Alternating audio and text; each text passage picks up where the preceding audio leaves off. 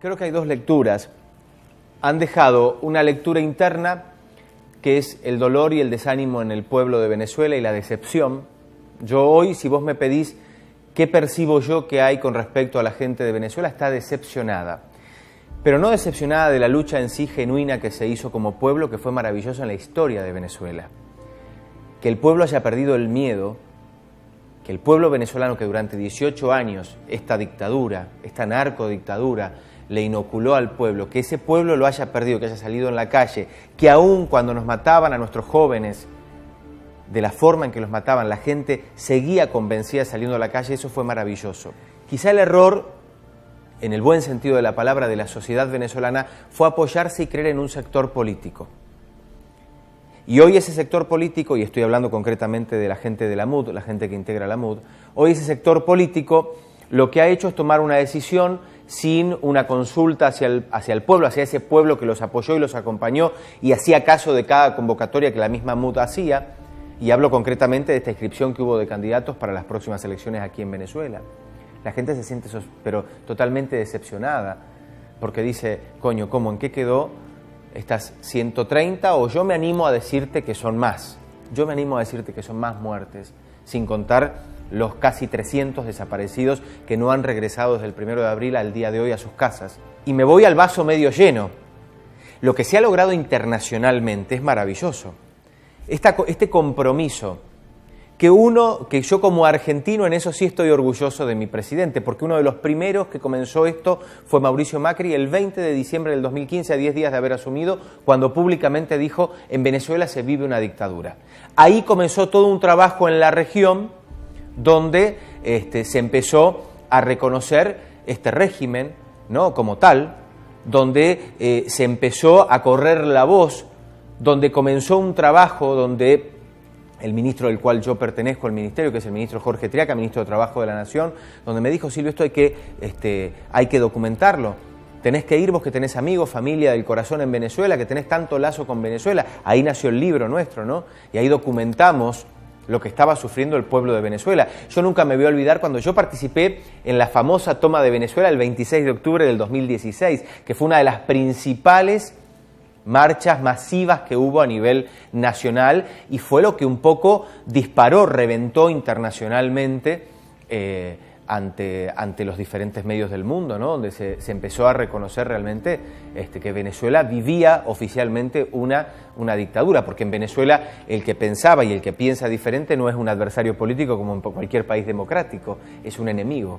Eso es una dictadura. El próximo viernes hay una reunión en Lima, en Perú, donde se van a juntar los presidentes de los parlamentos de la región para presentar un escrito, inclusive participa el canciller también de la República Argentina, Jorge Forí, donde van a sacar un escrito desconociendo a partir del día viernes oficialmente, viernes 18 creo que es, si no me equivoco la fecha, desconocer cualquier tipo de resolución y o leyes o cualquier escrito que salga desde esta Asamblea Nacional Constituyente de Venezuela, desconocerlo el Parlamento de la región. Esto es muy positivo. Yo sé que al ciudadano común de pueblo, el que se levanta a las 5 de la mañana para ir a trabajar y todo, le cuesta quizá entender esto.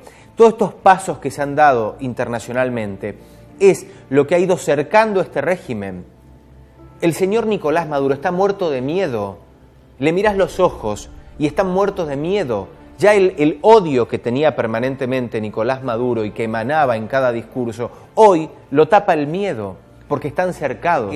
Yo te digo cuál es mi punto de vista. Yo creo que una mañana vamos a despertar y nos vamos a encontrar que Nicolás Maduro y sus principales secuaces se han ido escapando como ratas de Venezuela. Y la verdad, en lo personal, ojalá puedan ser juzgados por la justicia del hombre. Yo sé que van a ser juzgados, soy un hombre de fe, sé que van a ser juzgados por la justicia de Dios y no va a haber lugar en el mundo donde se puedan esconder, porque ellos mismos se encargaron de a ustedes, a los venezolanos, dispersarlos por todo el mundo, con una maleta donde el venezolano se lleva los sueños en esa maleta y parte. Eso han hecho en estos 18 años y donde se incrementó fuertemente en estos últimos 5 años, ¿no? La lucha no la podemos declinar. Estas muertes no pueden ser en vano. Estos 2.000 heridos desde el 1 de abril, estas 5.000 casi detenciones que hubo desde el 1 de abril a la fecha no pueden quedar en vano. Entonces, más que nunca, Hoy el pueblo de Venezuela tiene que saber que no están solos, que hoy no solamente la región, en esta reunión del 18 hay posibilidades de que participen parlamentarios de Europa también. O sea, en la reunión del G20, una de las más importantes reuniones políticas del mundo, el presidente Mauricio Macri se levantó y pidió tratar el tema de Venezuela. O sea, Venezuela no está solo. Ahora, también necesitamos que el pueblo no baje los brazos por recuperar la Venezuela del amor y enterrar esta Venezuela del odio que se han encargado de inquietarnos en 18 años. Y para eso estamos trabajando todos, venezolanos, argentinos, peruanos, españoles, de todos los sectores del mundo. Entonces, me parece que esto es lo que hay que transmitirle a la gente, que por favor entiendan que esta lucha no se puede ni se debe declinar. Yo creo que en este momento tenemos un país en terapia intensiva. Hoy Venezuela está en un estado clínico de una terapia intensiva. Entonces, tenemos que ver cómo lo abordamos para evitar que pase a una unidad coronaria y para evitar que fallezca finalmente. ¿Sí? ¿Se entiende la metáfora que quiero decir? Hoy me parece que cualquier tipo de medicina que ayude a recomponer la salud de la República de Venezuela debe ser bienvenida. Yo me asombré con determinadas declaraciones de dirigentes de la oposición venezolana cuando prácticamente atacaron el caso de Falcón, cuando atacó a Donald Trump de una forma que yo nunca lo escuché ni que a Maduro haya atacado de esa manera. A ver, vuelvo a repetir, yo no quiero una invasión militar en un país donde haya muertos, no, porque no quiero más muertos de los que ya nos han asesinado desde el 1 de abril a la fecha. Estas muertes, estos asesinatos por parte del gobierno de Nicolás Maduro, ordenados por el gobierno de Nicolás Maduro. Yo no quiero más muertes, ni de una forma ni de otra, pero necesitamos una intervención.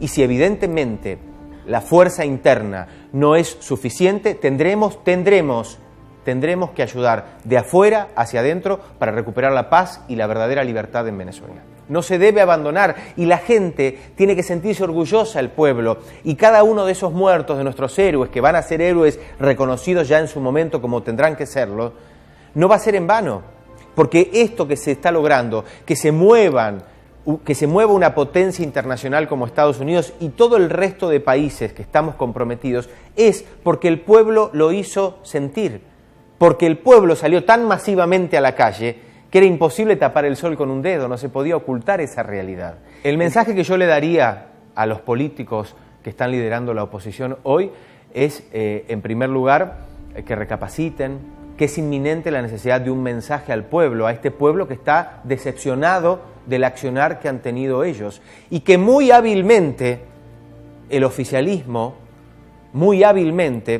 está cambiando su rol de victimarios a ponerse en víctima, ¿no? Porque en el día de ayer yo veía un programa del oficialismo porque me gusta verlo para ver cómo mienten descaradamente y cómo uno analizar, ¿no?, las dos realidades. Y ellos decían, concretamente Rodríguez decía en su programa, le hablaba concretamente a Freddy Guevara, ¿cómo? Tú que tanto decías que el CNE no se reconocía, que esto era todo una mentira, que hoy se han inscrito, han sido creo que 14 o 18 candidatos habían presentado del partido de ellos, nombraba los estados. Entonces la gente escucha eso y se confunde. Entonces hoy necesitamos que la oposición política, dos cosas, dé un mensaje inminente de por qué se han inscrito, porque alguna razón debe haber por el cual consideraron que inscribirse en las próximas elecciones era productivo para recuperar la libertad de Venezuela, porque quiero creer que siguen queriendo trabajar la MUD concretamente y la oposición en recuperar la libertad de Venezuela. Pero yo tomo un orden que yo se lo escuché en una reunión que tuve hará un mes y medio con María Corina Machado, y este es el orden que hay que respetar: salida de Maduro, transición y elecciones generales. Este es el orden que hay que respetar para recuperar genuinamente la democracia en Venezuela. Si sabemos perfectamente que tenemos un Consejo Nacional Electoral que es una porquería, que trabaja para el oficialismo y que siempre va a dar los resultados a favor del oficialismo. Entonces, si tanto hemos luchado, si tanto hemos trabajado para esto, bueno, ahora que la oposición explique, que no le explique solamente al pueblo de Venezuela, que me lo explique a mí también. ¿Sabes por qué? Porque yo doy mi vida por Venezuela, porque yo camino las calles de Venezuela, porque yo me reúno a sabiendas de que me pueden pegar un tiro en la cabeza, por luchar por este país que no es mío de documentos, pero que lo siento mío de corazón. Entonces yo también quiero una explicación de esa oposición política. Yo quiero que mi presidente, que todos los días en estos últimos 7 meses habla de Venezuela, sepa por qué la oposición tomó esta decisión.